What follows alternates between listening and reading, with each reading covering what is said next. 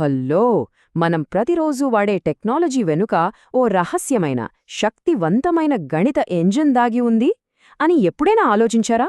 దాని పేరే fast Fourier transform లేదా సింపుల్గా ఎఫ్ఎఫ్టి. ఈరోజు మనం ఆ డిజిటల్ ప్రపంచపు రహస్యాన్ని ఛేదించబోతున్నాం. రండి, ఈ ప్రయాణాన్ని మొదలు పెడదాం. మనం వాడే స్మార్ట్ఫోన్ల నుండి మనం వినే పాటల వరకు, మనం చూసే డిజిటల్ ఫోటోల నుండి మనం పంపే మెసేజ్ల వరకు, వీటన్నింటి వెనక ఒకే ఒక బ్రిలియంట్ ఐడియా ఉంది. ఇంతకీ అదేంటో ఈ విశ్లేషణలో తెలుసుకుందాం. సరే, ఈరోజు మన ప్రయాణం ఎలా ఉండబోతోందంటే, ముందుగా మనమొక పెద్ద సమస్యతో మొదలు పెడతాం. ఆ తరువాత దానికి దొరికిన ఒక తెలివైన పరిష్కారం గురించి మాట్లాడుకుందాం.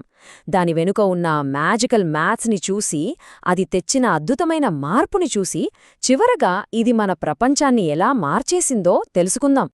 సో, మొదటి భాగం డిజిటల్ ప్రాసెసింగ్ సమస్య. తెలుసుకదా, ప్రతి గొప్ప ఆవిష్కరణ వెనుక ఒక పెద్ద సమస్య ఉంటుంది. మరి మన కథలో ఆ సమస్య ఏంటో ఇప్పుడు చూద్దాం. ముందుగా మనం డిస్క్రీట్ ఫోరియర్ ట్రాన్స్ఫార్మ్ లేదా డిఎఫ్టీని పరిచయం చేసుకోవాలి. ఒక రకంగా చెప్పాలంటే ఇదొక డిజిటల్ పట్టకం లాంటిదన్నమాట. ఓ తెల్లని కాంతి కిరణం పట్టకం గుండా వెళ్ళినప్పుడు 7 రంగులుగా ఎలా విడిపోతుందో, అలాగే ఈ డిఎఫ్టీ కూడా ఒక సంక్లిష్టమైన డిజిటల్ సిగ్నల్ను తీసుకుని దానిలో దాగి ఉన్న ప్రాథమిక ఫ్రీక్వెన్సీలుగా విడగొడుతుంది. ఈ మొత్తం ప్రాసెస్ వెనుక ఉన్న గణిత సూత్రం ఇదే. చూడ్డానికి ఈ సింబల్స్ కొంచెం కష్టంగా అనిపించొచ్చు, కానీ దీని ఉద్దేశం చాలా సింపుల్. ఇన్పుట్ సిగ్నల్ అంటే ఎక్స్ ఆఫ్ ఎన్ను తీసుకుని దాన్ని వేర్వేరు ఫ్రీక్వెన్సీ భాగాలుగా అంటే ఎక్స్ ఆఫ్ కేగా మార్చడం. సింపుల్గా చెప్పాలంటే ఆ పట్టకం చేసే పనిని లెక్కల రూపంలో చూపించే ఫార్ములా ఇది. ఇది ఇంత పవర్ఫుల్ టూల్ అయితే మరి అసలు సమస్య ఎక్కడొచ్చింది? ఇక్కడే మన కథ ఒక పెద్ద మలుపు తీసుకుంటుంది. ఎందుకంటే ఈ శక్తివంతమైన సాధనంలో ఒక పెద్ద లోపముంది. సమస్య వేగంతో ఉంది. డిఎఫ్టీకి అవసరమైన లెక్కల సంఖ్య విపరీతంగా పెరిగిపోతోంది. ఒక సిగ్నల్లో n డేటా పాయింట్స్ ఉంటే దానికి n² అంటే n ఇంటూ n లెక్కలు అవసరం. అంటే 10 పాయింట్లకు 100 లెక్కలు, 100 పాయింట్లకు 10,000 లెక్కలు. సిగ్నల్ సైజ్ కొంచెం పెరిగినా కంప్యూటర్కు పని భరించలేనంతగా పెరిగిపోతోందన్నమాట. దీన్ని ఒక చిన్న ఉదాహరణతో చూద్దాం.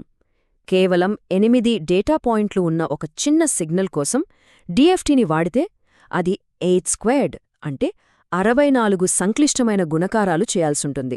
ఇది చాలా చాలా నెమ్మదైన ప్రక్రియ. ఓకే, ఇప్పుడు మనం రెండో భాగంలోకి అడుగుపెడుతున్నాం. ఇక్కడే మన కథలోకి అసలు హీరో ఎంట్రీ ఇస్తాడు. అదేంటంటే విభజించి జయించే ఒక అద్భుతమైన పరిష్కారం. ఫాస్ట్ ఫోరియర్ ట్రాన్స్ఫార్మ్ అంటే ఎఫ్ఎఫ్టి వెనుక ఉన్న అసలైన ఐడియా ఇదే. డివైడ్ అండ్ కాంకర్ అంటే ఒక పెద్ద కష్టమైన సమస్యను తీసుకుని దాన్ని చాలా చిన్న చిన్న సులభమైన సమస్యలుగా విడదీసి పరిష్కరించడం. గణితపరంగా చూస్తే ఆ విభజించి జయించే వ్యూహం ఇలా మొదలవుతుంది. ఆ పెద్ద డిఎఫ్టీ ఫార్ములాను తీసుకుని సరిసంఖ్యల కోసం 1, బేసి సంఖ్యల కోసం 1 ఇలా 2 చిన్న భాగాలుగా విడగొట్టారు. ఇది అచ్చం ఒక పెద్ద పనిని ఇద్దరికి పంచి ఇచ్చినట్లే. సరే, ఇప్పుడు ఈ ట్రిక్ అసలు ఎలా పనిచేస్తుందో, దీని వెనుక ఉన్న అందమైన గణిత దశలను ఒక్కసారి క్లుప్తంగా చూసేద్దాం. ఇప్పుడు ఆ 2 భాగాల్లో ఒకదాన్ని తీసుకుని కొన్ని తెలివైన ఆల్జీబ్రా ట్రిక్స్ వాడి దాని రూపాన్ని మార్చారు. వాళ్ల లక్ష్యమేంటంటే ఈ రెండో భాగాన్ని కూడా మొదటి భాగంలాగే కనిపించేలా చేయడం. అలా చేస్తే వాటి మధ్య ఒక సంబంధాన్ని కనుక్కోవచ్చు కదా. ఇక్కడే అసలు మ్యాజిక్ జరిగింది. ఆ మార్పుల తర్వాత ఫార్ములాలోని ఒక సంక్లిష్టమైన భాగం కేవలం -1/k మారిపోయింది. దీనర్థమేంటో తెలుసా? అది కేవలం +1 లేదా -1 అవుతుంది, అంతే. ఇది ఒక పెద్ద సంక్లిష్టమైన లెక్కను ఒక సింపుల్ ప్లస్ లేదా మైనస్ గుర్తుగా మార్చేసింది. ఇదే ఈ మొత్తం ప్రక్రియలో కీ పాయింట్. సో, ఆ తెలివైన సులభతరం వల్ల మనమొక పెద్ద n పాయింట్ల సమస్యను 2 చిన్న n/2 పాయింట్ల సమస్యలుగా మార్చగలిగాం. ఇంకా అద్భుతమైన విషయమేంటంటే ఈ ప్రాసెస్ని మళ్లీ మళ్లీ రిపీట్ చేయొచ్చు. ఆ సమస్య పూర్తిగా చిన్న చిన్న ముక్కలుగా విడిపోయేంతవరకు చేస్తూనే ఉండొచ్చు. సరే, ఇంత తెలివైన గణితం వల్ల మనకు దక్కిన ఫలితమేంటి? ఆ అద్భుతమైన వేగాన్ని ఇప్పుడు చూద్దాం. ఒకవైపు తాబేలులా నెమ్మదిగా ఉండే పాత డిఎఫ్టి పద్ధతి, మరోవైపు రాకెట్లా దూసుకుపోయే కొత్త ఎఫ్ఎఫ్టి పద్ధతి. ఈ రెండింటి మధ్య తేడాను ఇప్పుడు చూద్దాం. ఈ రెండు ఫార్ములాలే మొత్తం కథను చెప్పేస్తాయి. n² అనేది విపరీతంగా పెరిగిపోతే n/2 log n చాలా నెమ్మదిగా పెరుగుతుంది. ఇదేదో చిన్న తేడా కాదు, ఇది ఒక విప్లవాత్మకమైన మార్పు. ఆ మార్పు సంఖ్యల్లో ఎలా ఉంటుందో చూస్తే మనకు ఇంకా బాగా అర్థమవుతుంది. ఈ టేబుల్ చూడండి. కేవలం 8 పాయింట్ల కోసం డిఎఫ్టికి 64 ఆపరేషన్లు అవసరమైతే ఎఫ్ఎఫ్టికి కేవలం 12 చాలు. ఇక 10,024 పాయింట్ల సిగ్నల్ కోసమైతే అస్సలు నమ్మలేరు. డిఎఫ్టికి 10 లక్షలకు పైగా ఆపరేషన్లు కావాలి. కానీ ఎఫ్ఎఫ్టికి కేవలం 5,120 ఆపరేషన్లతో పనైపోతుంది. చూసారా ఎంత తేడానో? ఇది అసాధారణమైన వేగం. ఈ అందమైన చిత్రాన్ని బటర్ఫ్లై డయాగ్రామ్ అంటారు. ఇది ఆ విభజించి జయించే వ్యూహం యొక్క విజువల్ బ్లూప్రింట్ అన్నమాట.